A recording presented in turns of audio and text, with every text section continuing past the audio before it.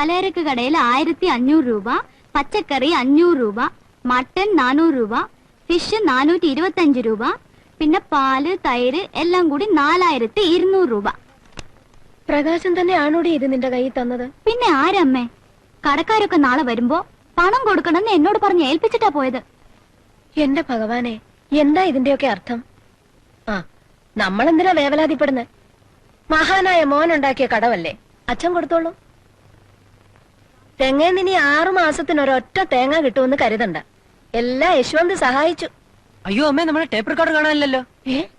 പഠിക്കാൻ വേണ്ടി നോക്കിയപ്പോ അല്ല, ഞാൻ എല്ലായിടത്തും നോക്കി, എവിടെയും കാണുന്നില്ല. അപ്പൊ ടൈം പീസിന്റെ കൂടെ അതും അവര് കൊണ്ടുപോയി. ഞാൻ ചില്ലറിട്ട് വെക്കാറുള്ള ഒരു ടിന്നുണ്ടായിരുന്നു, അതും ഇപ്പൊ കാണാനില്ല. അപ്പൊ ഇവന്മാര് കൊള്ളക്കാരാണോ? കൊള്ളക്കാരെക്കാളും കഷ്ടാണമ്മേ. ഇപ്പൊ എങ്ങനെയുണ്ട്? എന്താ ഒന്നും മിണ്ടാത്തെ? എന്നോട് ചോദിച്ചിട്ടാണോ ഭാനു ഇതൊക്കെ നടത്തിയത്? ആദ്യമേ വേണ്ടാന്ന് പറഞ്ഞുകൂടായിരുന്നോ? ഞാൻ ആരാണെന്നാ ചോദിച്ചത്? ഞാൻ പറയാം, പ്രഭാരം കൊട്ടപ്പള്ളി. ഷടപ്പ്, ഈ ഇരിക്കുന്ന മനുഷ്യൻ പറയട്ടെ. പ്രഭേ, വേണ്ട, ഞാൻ ആരാണ് എന്നുള്ള ചോദ്യം ഞാൻ പിൻവലിക്കുന്നു. താങ്കൾ എന്റെ അച്ഛനാണ്. എന്താടാ നീ പറഞ്ഞത്? വെറും ഒരു പദവിക്ക് വേണ്ടി എനിക്ക് മൂത്ത മകനാകണ്ട.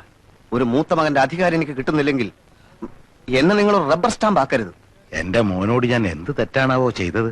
ഒരു ബൂർഷ്വാ കുത്തക മുതലാളിയോട് പെരുമാറുന്നത് പോലെയാണ് എന്റെ സഹാക്കളി എന്നോട് പെരുമാറിയത്. പാർട്ടിയുടെ സ്റ്റഡി ക്ലാസ്സുകളിൽ പൂച്ചകളെ പോലെ പതുങ്ങിയിരിക്കാറുള്ള ലോ ക്ലാസ് മെമ്പർമാർ പോലും ഇന്നെന്നെ ചീത്ത വിളിച്ചു. എങ്ങു നിന്നോ വന്ന ഒരു കാട്ടുകള്ളനെ എന്റെ വീട്ടിൽ കൊണ്ടുവന്ന് സൽക്കരിക്കാന്ന് വെച്ചാൽ? ഓ, അതാണോ? എന്നോടൊരു വാക്ക് ചോദിച്ചോ? പറയൂ. ഇതിന് പ്രതിവിധി ചെയ്യാതെ ഞാൻ വിടില്ല. എന്ത് പ്രതിവിധിയാണാവോ? അത് ചെയ്യുമ്പോ കാണാം.